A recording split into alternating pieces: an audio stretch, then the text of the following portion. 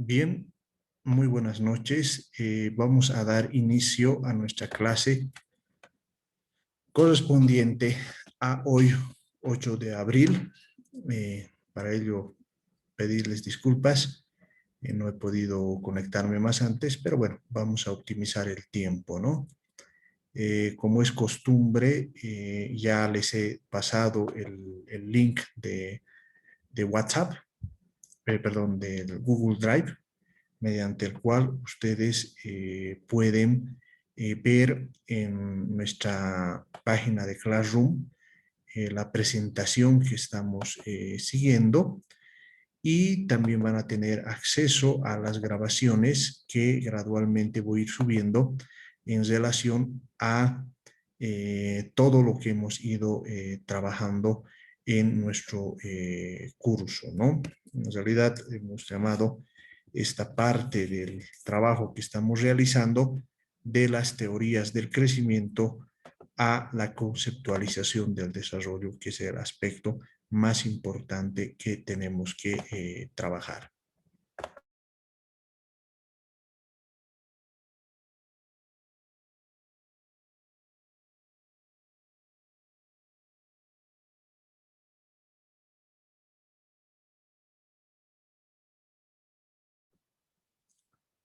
Bien, entonces en ese sentido, comencemos. Para ello, lo que voy a realizar es compartir con ustedes la presentación que hemos estado utilizando hasta el momento.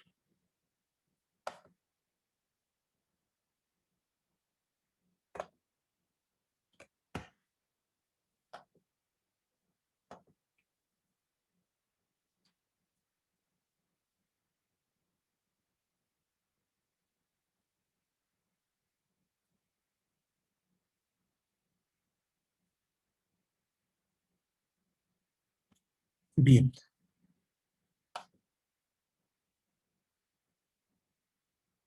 ya habíamos visto cómo se ha ido conceptualizando el crecimiento a lo largo de los años y cómo estos han ido haciendo más o menos énfasis en relación a ciertos factores que explican el desarrollo económico, ¿no? Ahora lo que vamos a ver con un poquito más de precisión es a los autores de segunda generación, en este caso el profesor Solow, Robert Solow, en 1956 y 1957, y Swan, que realiza sus principales aportes en 1956.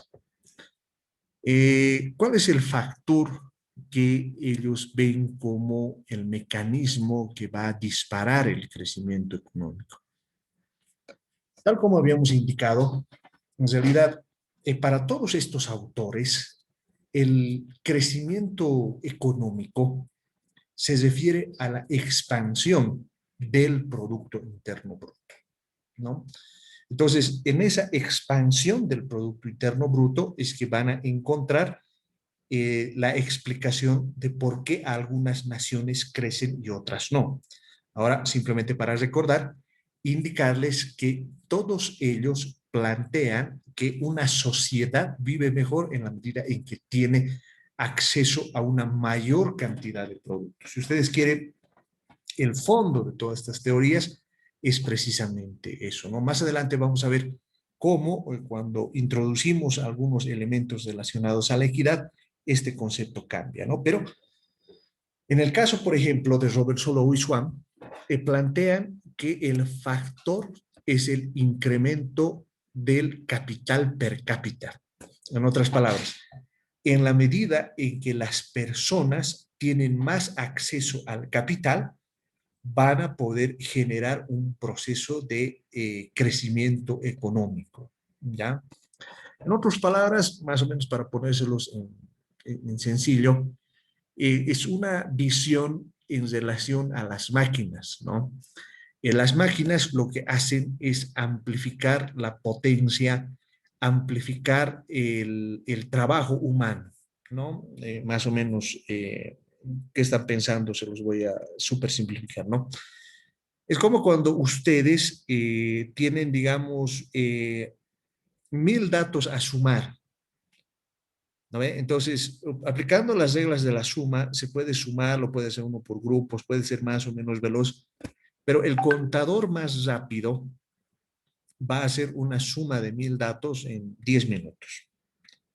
En cambio, si esos 1000 datos los cargamos en Excel, nos va a tomar más o menos 0.2 segundos hacer la suma.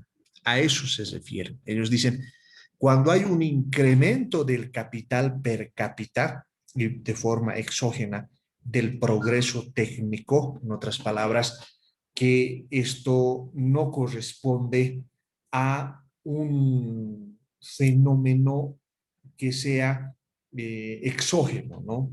Sino, o perdón, sí es exógeno, pero en el sentido de que el progreso técnico lo que permite es que esa dotación de capital per cápita sea más grande, ¿no? A ver, más o menos, ¿a qué se está refiriendo? En los orígenes del moderno capitalismo se tienen máquinas como la máquina de vapor, que permite que el trabajo humano se multiplique. Pero ahora tenemos robots, ¿no? Robots que en realidad ni siquiera requieren la presencia del ser humano. Nosotros podemos estar durmiendo, podemos estar viendo televisión, etcétera, y la máquina se está encargando de hacer el trabajo. A eso se refieren con el incremento del capital per cápita. ¿Cuál es la dinámica? Se endogeniza quiere decir que se traslada al interior del modelo la relación capital-producto y se admite la sustituibilidad de factores. ¿Ya? Ahora, ¿qué quiere decir que se endogeniza? Porque en realidad la relación capital-producto se convierte en un resultado del modelo. En otras palabras, en la medida en que esta relación capital-producto aumenta, pues hay crecimiento económico. Se admite la sustitución de factores porque en realidad lo que puede ocurrir es que las máquinas pueden desplazar al trabajo humano, ¿no? ¿Cuál es la utilidad? La utilidad tiene que ver con la contabilidad del crecimiento y el análisis de la convergencia económica, ¿ya?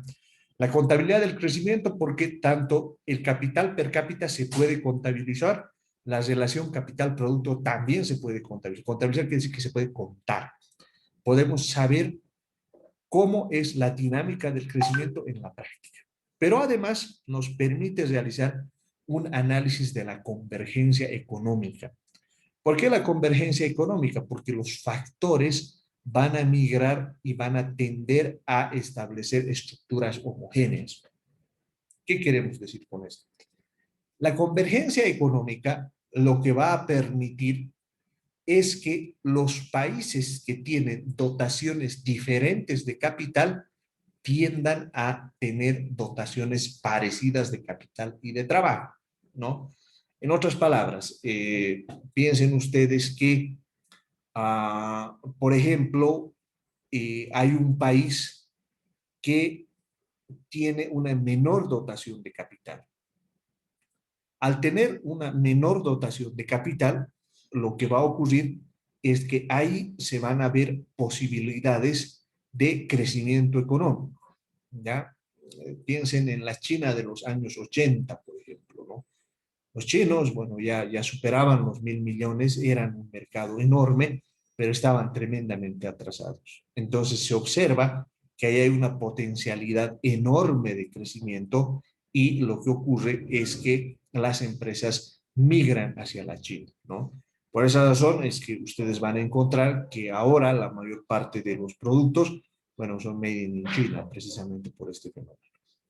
¿Cuál es el problema que tiene? Solo la transición hacia un nuevo estado estacionario o el progreso técnico exógeno garantiza el crecimiento continuado del PIB per cápita. En otras palabras, dada una situación tecnológica, lo que se va a hacer es que las economías van a tender a un determinado estado estacionario. Estado estacionario quiere decir que las economías dejan de crecer. En otras palabras, se aprovecha toda la tecnología que se tiene y la tasa de crecimiento tiende a ser.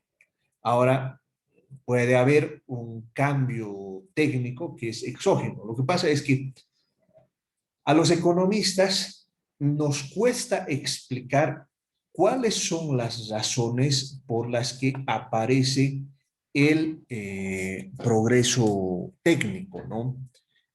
¿Por qué, digamos, nos cuesta a los economistas explicar las razones del progreso técnico? Porque nadie sabe exactamente cómo se producen, ¿no? En otras palabras, no hay una teoría plausible acerca de los inventos, ¿no? Hay aproximaciones, eh, hay un libro muy famoso de Isaac Chahine que se llama Los Innovadores, ¿no? Y él trata de explicar por qué en determinadas circunstancias ciertos ecosistemas lo que permiten es que haya procesos de innovación, ¿no? La innovación se refiere a que eres capaz de hacer mejor lo que estás haciendo o revolucionas el proceso para hacer algo enteramente distinto y diferente, ¿no? A ver, para que me entiendan de lo que estoy hablando, gran parte de la tecnología que estamos utilizando se debe a un invento que se ha tenido en la década de los 40, ¿no? Que se llama el transistor. Antes, los televisores, y bueno, ustedes han debido tal vez sus papás han conocido los televisores a lámparas, eran como unos focos que tenía dentro del televisor y el televisor se calentaba, ¿no?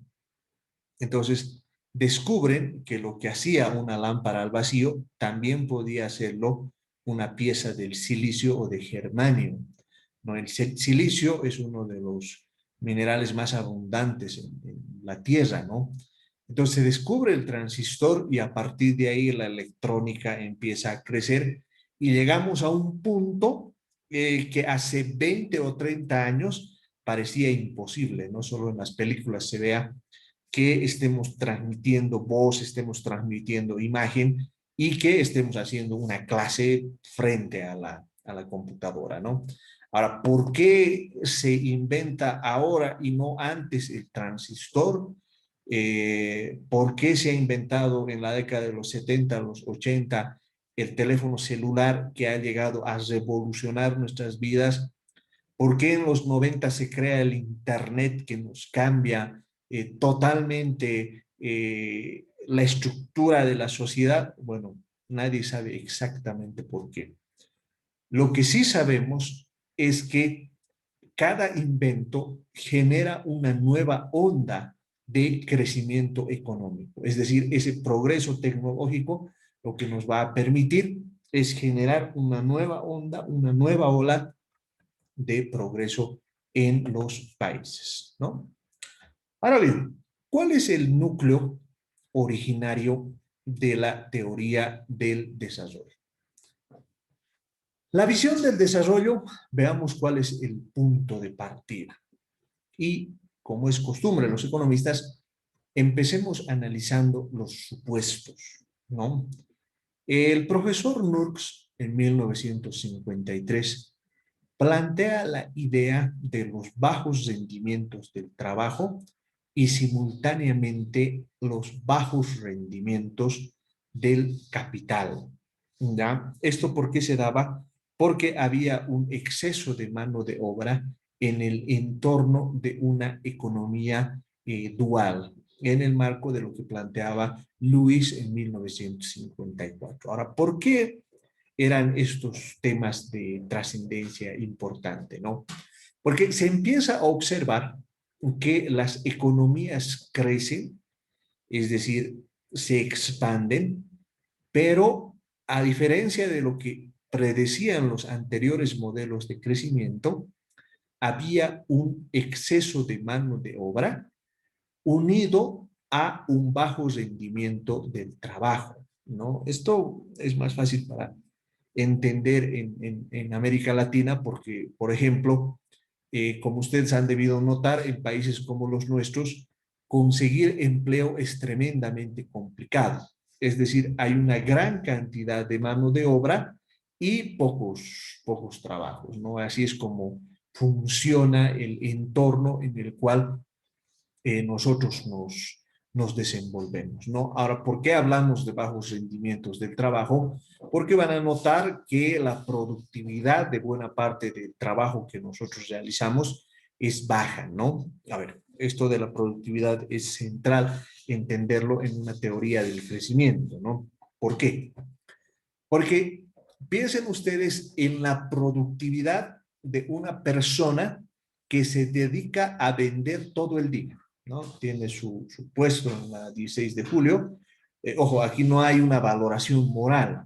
No estoy diciendo que eso sea bueno o malo, ¿no? Porque en última instancia, cuando uno tiene que llevar el pan a la casa, bueno, hace lo que tenga que hacer, ¿no? A lo que me estoy refiriendo es qué produces en esas 10 horas que vas a estar vendiendo. Y la verdad que vas a producir muy poco, ¿no? Porque en realidad los productos que tú vas a vender te los van a dar ya elaborados. Tu única tarea es venderlos. Y es una tarea de baja productividad porque los tiempos muertos son largos, ¿no? Pueden pasar 2, 3 horas sin que aparezca un solo cliente. Entonces, no es un trabajo donde se tenga un alto rendimiento. O piensen, por ejemplo, no sé, cuando te dedicas a fotocopiar, ¿no es cierto? No es un trabajo de alto rendimiento porque no requiere una gran cantidad de conocimiento, ¿no? Eh, si nos vamos al otro extremo, por ejemplo, los economistas, ¿no? Los economistas, cuando diseñamos políticas públicas, cuando diseñamos los mecanismos de crecimiento de un país, entonces ahí estamos trabajando y estamos observando con absoluta claridad elementos centrales que van a definir la vida de muchas personas. Entonces ahí hay un alto rendimiento, hay una alta productividad, ¿no? Y siguiendo a Hirschman en 1958, el profesor Gunnar Myrdal en 1957, el profesor Rosenstein, Rodan y el propio Lewis de 1956, ellos plantean que hay la presencia de externalidades. ¿Qué son las externalidades? Son aquellos fenómenos distintos al proceso económico que afectan a las personas. Entonces, estas externalidades es muy importante analizarlas. La combinación de externalidades e indivisibilidades en la inversión conduce a la ruptura de la linealidad y a la potencial presencia de múltiples equilibrios. En otras palabras, lo que se descubre, a diferencia de lo que predecían los modelos neoclásicos, porque ellos pensaban que en realidad había una convergencia hacia el crecimiento económico. En cierto sentido, el crecimiento económico era lineal. En otras palabras, si se dejaba al mercado operar, lo que iba a ocurrir es que automáticamente iba a aparecer un proceso de crecimiento económico, ¿no? Entonces, primer elemento, la presencia de los bajos rendimientos de trabajo y del capital, el exceso de obra, de mano de obra, la presencia de externalidades nos lleva a cuestionarnos si el crecimiento es o no lineal, y segundo, nos hace pensar que puede haber múltiples equilibrios en los países, ¿no? Esto era nuevo. ¿Por qué era nuevo? Porque en realidad cuando nace el capitalismo y empieza a ofrecer maravillas impresionantes, ¿no? Entonces se tendía a creer que estas maravillas, estos progresos del capitalismo iban a ser continuos, pero lo que se descubre más bien es que hay equilibrios distintos, hay equilibrios múltiples en una economía, y que estos equilibrios múltiples no necesariamente se explicaban sobre cada uno de los elementos que habían desarrollado los anteriores autores. En resumen, el desarrollo está relacionado con un complejo sistema de cambios que están interrelacionados, son circulares y de carácter acumulativo. Esto lo planteó el profesor Gunnar Myrdal, premio Nobel en 1957.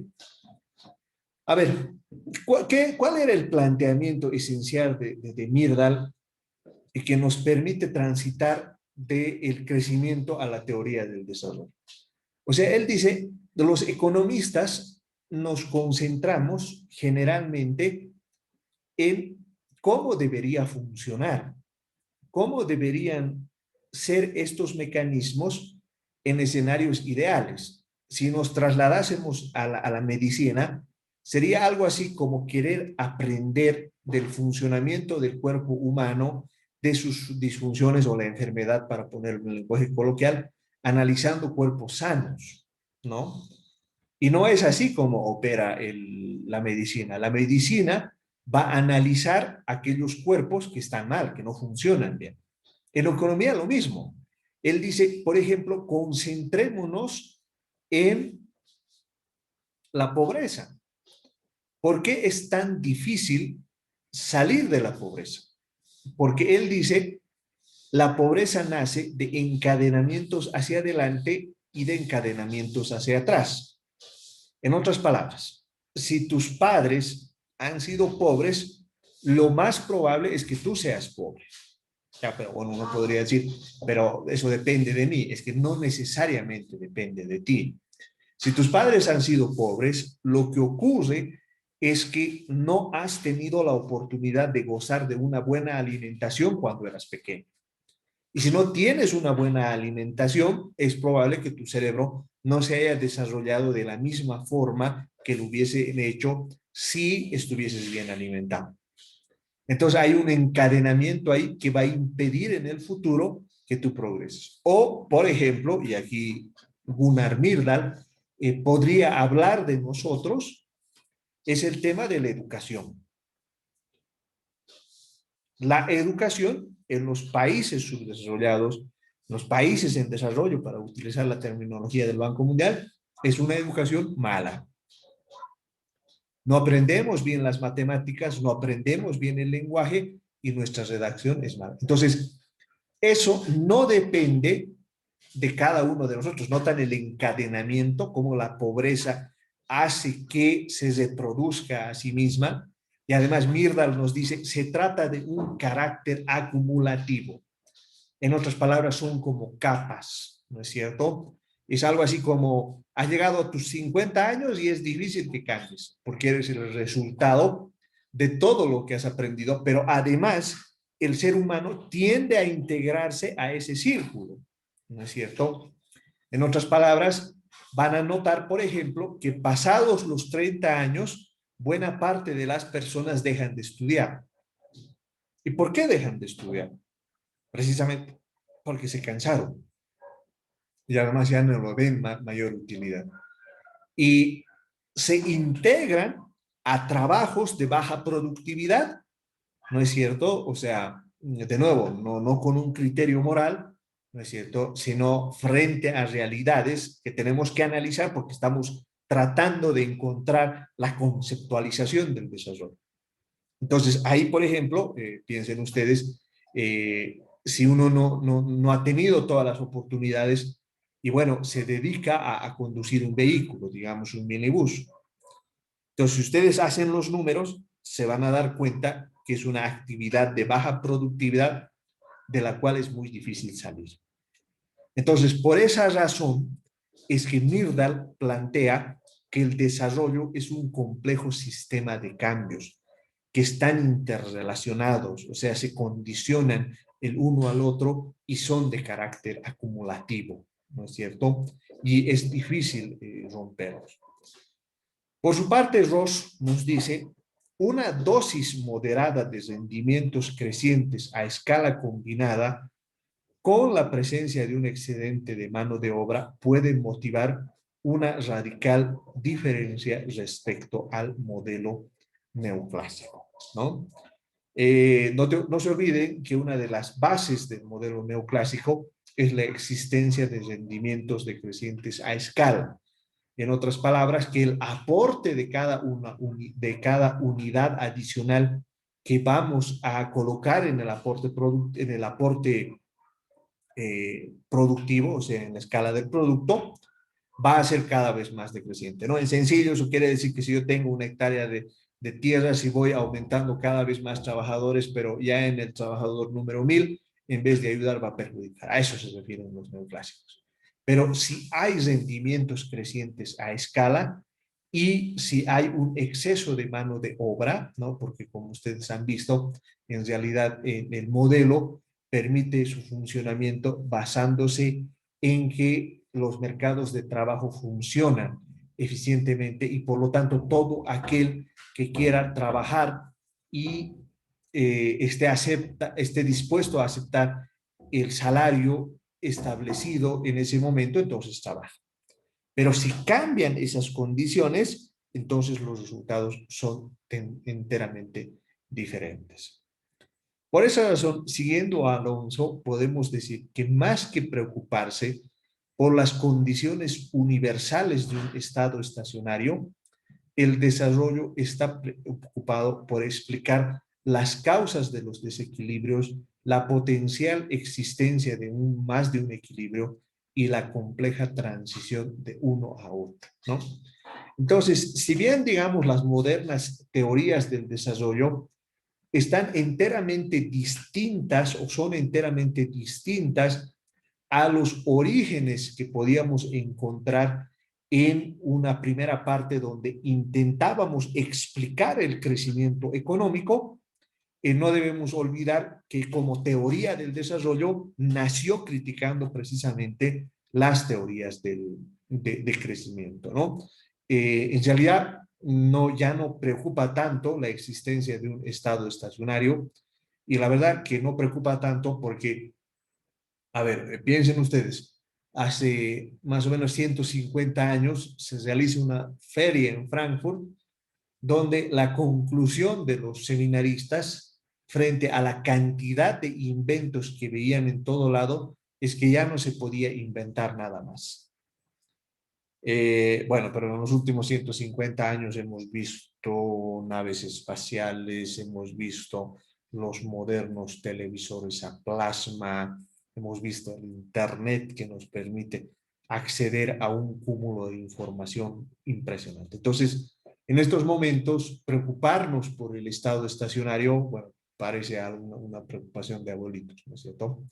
Entonces, ahí más bien nos preocupamos por tratar de encontrar las causas de los desequilibrios y cómo hay una transición de un equilibrio a otro. Sobre esas bases establecemos los mecanismos sobre los cuales vamos a analizar todos estos elementos relacionados a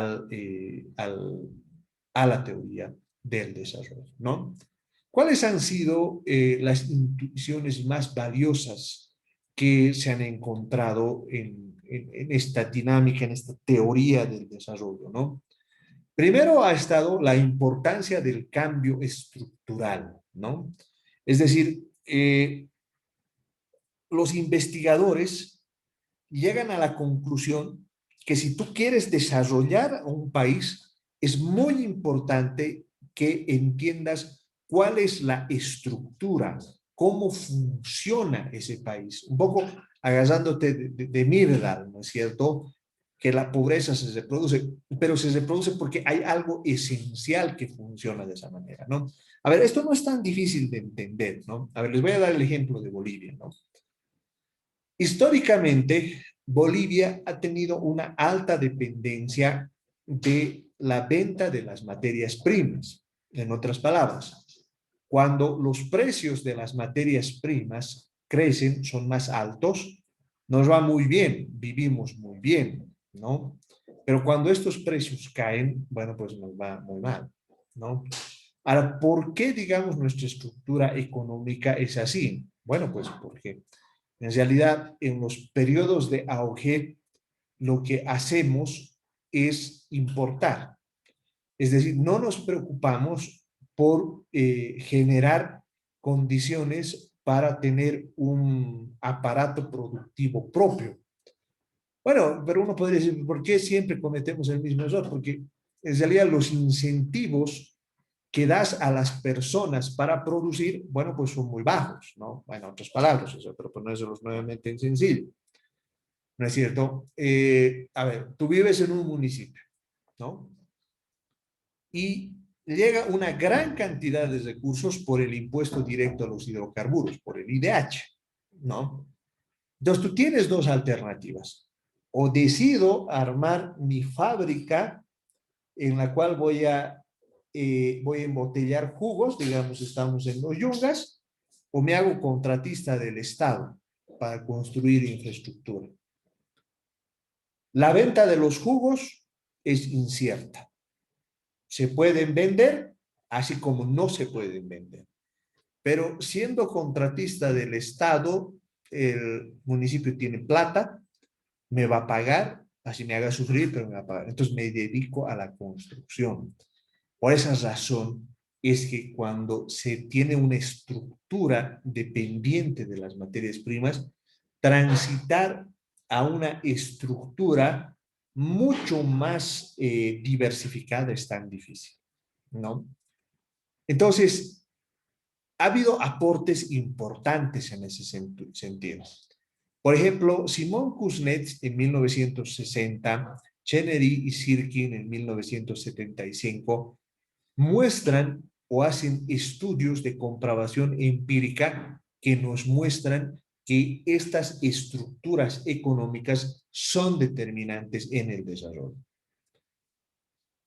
Por su parte, Rostov, Lewis, Kaldor y Bumol hacen una derivación normativa y analítica del tema, ¿no?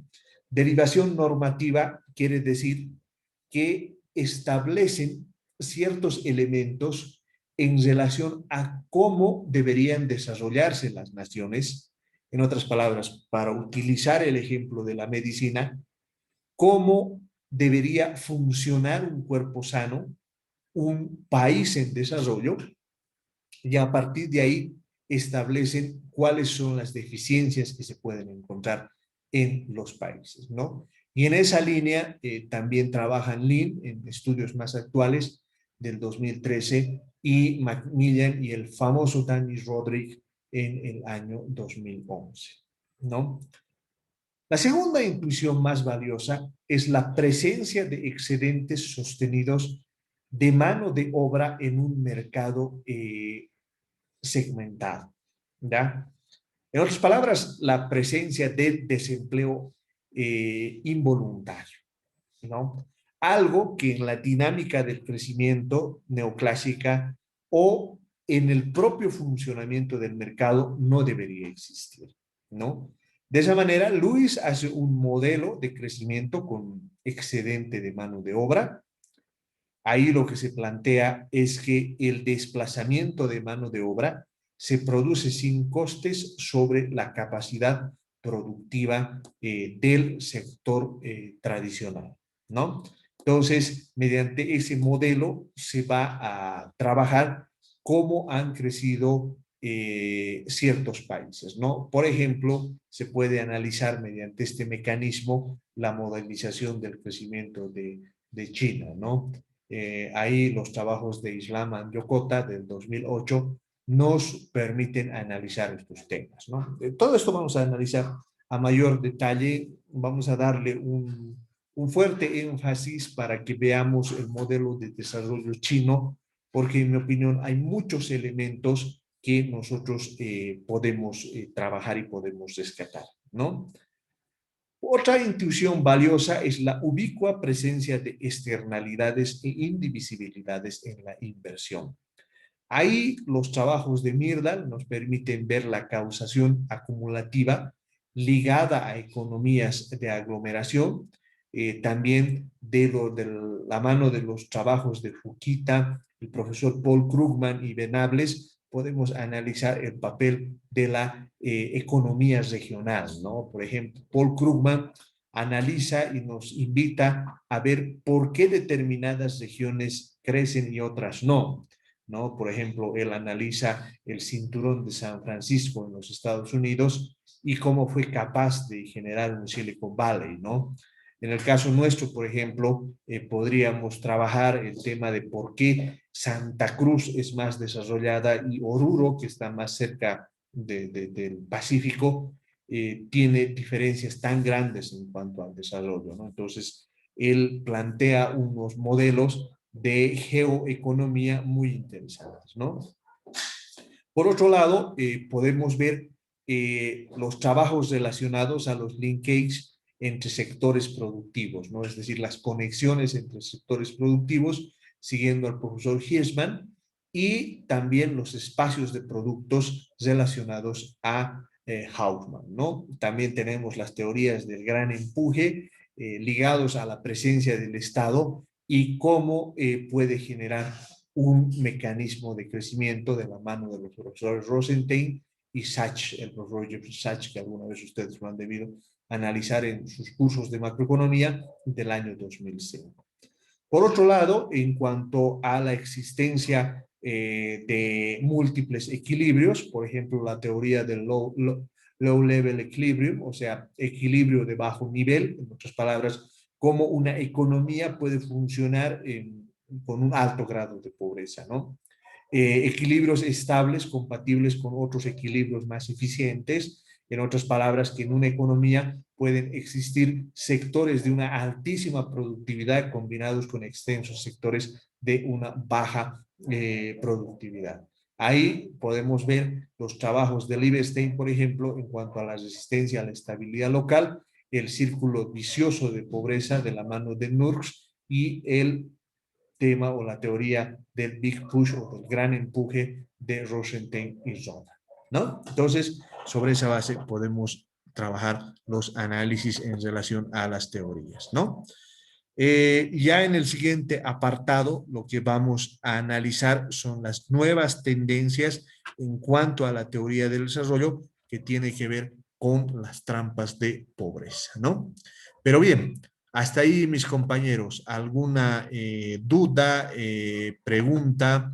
Estoy activando los micrófonos para que ustedes puedan indicar si algo no está quedando claro en la exposición que estoy realizando. Adelante, por favor.